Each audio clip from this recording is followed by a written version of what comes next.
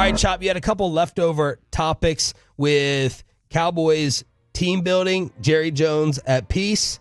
Where do you want to take it? Well, the Jerry Jones at peace thing was the way he spoke to us on Tuesday. When he threatened to fire? Oh. Yeah. The way he spoke to us. The way he spoke to us on Tuesday, it gave me the impression that it's one of two things. Either he is at peace with where the seat, because the way he spoke with us. What do you mean? Like he was in a jovial, great mood. Yeah, you talk about Rowdy's mascot van outside of strip clubs. That's a good interview. That is not the way an owner speaks when you're 5-7 and you've lost your quarterback for the year, and you have a head coach decision to make. This is probably a more stressful time. I got the impression that was either him at peace with where the season is and heading, and at peace with the decision that he is going to make regarding the coaching staff, which we think he already knows the decision he's going to make. I think he's at peace with it. Or, this is the scary part, that he is fully bought into this team right now after these last 2 weeks, and they have fooled him, and he thinks that they have a legitimate chance to make the postseason. I really think it's just week-to-week reaction. That's all it is. You think it's that simple? It's that simple. He's gotten his nuts kicked in for this whole year. He's gotten beaten and battered and crushed publicly and on this radio station twice a week with us and KMC every Friday at 10:30, and he's just riding the high of a 2-game winning streak. I think that's all it is. And I think Jerry's main desperate focus for this year is not even making the playoffs. I think his main desperate focus was trying to keep us, the fan base, and the city around versus a full-scale walkout or boycott in terms of not showing up, not caring, apathy. Avoid apathy. That was it. So I think after all these weeks and months of getting absolutely annihilated, laughed at, made fun of, and destroyed, he's riding the high of 2 weeks straight. Yeah. Let me show you progress. Let me sell you just a little bit of progress. How can I keep you hooked? Mm-hmm. That's it. Yeah, it's showing just like, let me show you. Look, I've made progress here. You can buy into us here. But, I mean, you heard it, what was it, it was the first interview after Washington, where he was like, at the very end of it, he's like, I've been getting ready to talk to you guys for this interview, knowing we finally want to get. Yep. Like, it's just he loves winning. And that's what it is. He's starting to buy in. He's an optimistic individual. Well, I don't even know about loves winning. He just loves like not getting crushed. Sure. I think what a nightmare PR season for Jerry Jones. He lives I think he lives very much in the moment, to where like he really does not care what it does to his draft status. What's your point? Yeah, that's April's problem. Yep, I agree. He knows this isn't a. He knows this isn't a real playoff team. Right. If he doesn't know that, then he definitely does need to be removed. I mean, come on. Yeah, that's right. I mean, it's true. Have you found anyone on the fan text, Twitter, or your social media who is like legitimately bought into this team making any real noise? Have you found one person? I have not, but I have found people who think his last name rhymes with Spagnola. I have found people who think that we are way undercutting our percentages of what McCarthy's job chances are. Okay, I can see that. I think there are a lot of people who think it's far closer to 50% than it is to the 5% that we think. Wow. I would be stunned if it was that high. It wouldn't stun me if it was over 25%. I was driving in this morning and thinking to myself, kind of like you, like Jerry already knows what he's going to do with Mike. Has Jerry already decided, like, on who his target is? Has he gone that far ahead? Does he already know if we hook him up to a lie detector, would he be able to answer us right now today on, do you want Belichick? I hope he knows. Me too. Because I don't know that you make the decision to move on without knowing. Right. True. Because let's just say they move on from Mike. And it's happened before with other people. Yeah. Other teams. College happens a lot. You move on from a coach, and then your first choice is say nope, and then your second choice is nope, and then your third says nope. It's like, well, crap. No one thinks Ben Johnson is. Yeah. What was that? Notre Dame or was that LSU? One of them. Like who kept getting or Texas? years Texas ago. did, yeah. They kept wanted striking out before. Was it Sark or Herman? All the strikeouts before that. It was before Sark, where they ran through. Yeah. They wanted Saban, right? They wanted The Saban one. Gosh, Belichick may not happen. I don't know. That may be the Cowboys more saying no. Ben Johnson's not going to happen. What if Vrabel gets scooped up by a college or another NFL program who really, really likes him? And then what are you left? Ron Rivera, Choppy's guy. Yeah. Vrabel is the hottest name when you start like just kind of gauging around the league. Vrabel's the hottest name of sitting on the shelf former coach. Like he's the one that like he's for the league or for us? For the league. I think he's a hotter candidate for teams than Belichick. Then is why didn't more go after Vrabel last offseason? None went after him, right? I don't know. I think that there was the allure initially last year of Belichick, like fresh off. But I think the more like people have had time to kind of sit back and look at things. And you remember Ben Johnson was the one who everybody was flirting with him and trying to figure out what was going to go on with him and where he was going to go.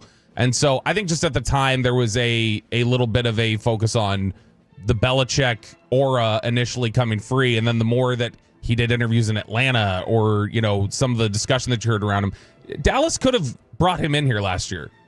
Like if they fire McCarthy last year, he didn't end up getting the Atlanta job. There was no competition. It's Dallas or wait, and I think he would have taken Dallas. All right, commercial-free expressway here on your home of the Cowboys. Do the Cowboys have a fatal flaw in the design of their team? Not necessarily like the 2024 team, but just like in general, like the McCarthy-Garrett eras in general. So I saw this note, and this is from 2014 to this year. The percentage of draft picks that became All-Pros. Did you see this, Bobby? Mm-mm. You would have if you read his email. So the Cowboys... I read the first, half. It's the long one. The Cowboys are number one in the NFL of percentage of draft picks becoming All-Pros. Almost 13% over the 10-year period. That's what you set out to do. Absolutely. That's the dream accomplished. Absolutely. Highest percentage of draft picks that made All-Pro teams since 2014, yet they have never reached the conference title game in that span. The Ravens are second. They've been there. The Falcons are third. Last 10 years, they've been there. Falcons? Yeah. Now, again, this goes back to 2014, so like any draft pick you've had. The Chiefs are fourth with 10%. The Lions are fifth with 9%. San Fran sixth. Bills seventh. Stop me when you find a team that hasn't reached a conference championship game. The Buccaneers are eighth. Tennessee is ninth. And Chicago is 10th. So what could be the fatal flaw? Well, there has to be a flaw here somewhere. Like that makes no sense. The only other team is Chicago that has not made a conference championship game in that stretch. Name those teams again real quick. Cowboys, Ravens, Atlanta, Kansas City, Detroit, San Fran, Buffalo, Tampa, Tennessee, and the Bears. Yeah. And then you get below them, you get the Rams, Vikings, Chargers, Dolphins, Giants. Yeah, I was expecting like every team to have an elite quarterback, but it's not the case with, Detroit, Atlanta, Baltimore, San Francisco, Tennessee. I was expecting. Yeah. So what's your theory? That real quick, the bottom is Washington, Pittsburgh, Houston, Philly, Cleveland, Seattle, Cincy, Jacksonville. So Philly, a low number. Honestly, I'm just kind of I don't have an answer for this one because they've been good for basically 20 years of a good roster, and they always fall short. And it has me thinking that there's got to be something built wrong. And I look and I'm thinking, all right, so it's Jerry, man. It's Jerry. Yeah. Like the Cowboys, you always compare them to the Lakers and to the Yankees. And the Yankees were similar to this. They've been really good for a lot of years. They just haven't been to a World Series in 15 years before this year. Their fatal flaw is they just build their team wrong. They strike out a ton. They don't get runners over. They don't do the little things in big playoff games. But the Cowboys, I don't know that they have a good quarterback. And in playoff games, what do they do wrong? Like, what cripples them? And the only thing I could think of is that they're too obsessed. This is going to sound really stupid. They're too obsessed with drafting good players versus drafting players at the right positions. So you don't want to draft the best player anymore. You want to draft for need. I always want to draft for need. That's like the that's what I want to do. What? That's like the opposite of what everyone talks about. I know. This. I've never heard you say that before. This like the analytic idea is don't draft the best player because the best player, it doesn't matter at their position that they might be good. The Cowboys' philosophy is they're not a straight best player available team. Like they'll tell you that. Their best player at a position. Yeah, they say it's a blend. They say right. I do agree with that. You want to pick the best player available at a position of need. I don't care if the best player is defensive tackle at number 8. Okay. Right, you know what I mean? Like the Cowboys' biggest problems when the playoffs roll around are they're not the toughest team. They can get beat up. They've had a lot of slow starts. They're not detailed. It never feels like they're always doing the dumber things in the game. That's coaching to me and discipline. And their best players, and this is where I think Emmitt Smith and Michael Irvin have hit the nail on the head. Their best players don't show up in the biggest games. Who's burned out, man? They don't have superstar performances in those games. Dak Prescott, playoff choker is now the label on him. Micah Parsons disappearing in those moments and games. That's the combination of things that hold them back in the postseason. All-Pro is still voted on by writers in different cities. Like, is there also a possibility here that you just have writers in other cities overrating things because of the Cowboys aura?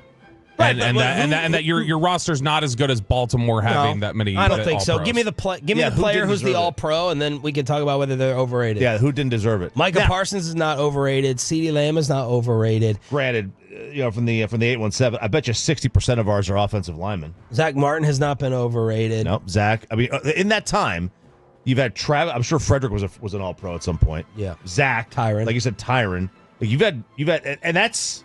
I mean, those guys have made multiple. And the other thing, I know fans don't want to hear this, Choppy, I know you'll agree with this. There is an aspect of horrific luck that plays into this too. They have been unlucky.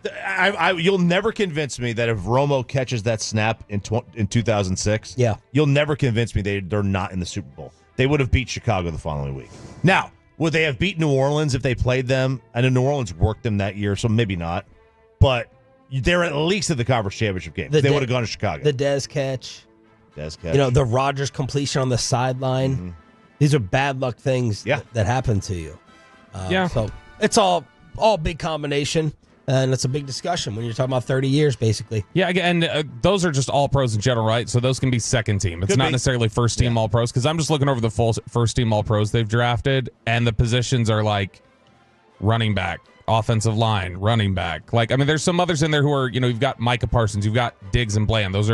But I mean, you don't have a first team All-Pro quarterback that you've drafted at any point in however long that is. And they haven't drafted a first round quarterback since Troy. That's another flaw. When Dak's career is over, I don't think they need to go in and just draft somebody in like the third round, like a couple of years prior, and then just give them the reins. Yeah, they would have drafted a quarterback if Dak hadn't hit in 2016. Right. Like they would have picked one in the first round. What did Charles Haley have to say about all this last night? And how much stock do you put into it? That it's Charles, but it's also Charles. It's one of those where we're talking to him, and a lot of it last night was biographical, but the team came up at the end, like we were talking about, just preparing for Cincinnati and stuff like that. And Charles clearly doesn't think they're tough enough, because he kept making side comments where he'd be saying something. He's like, boy, those boys here today don't know anything about that.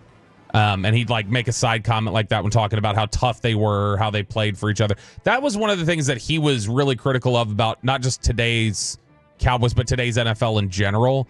He was like, He's like, they're all paid so well and live their own individual lives. There's not that camaraderie that you need to be like all 11 on one side of the ball working towards one purpose. He's like, it's impossible to exist in today's NFL.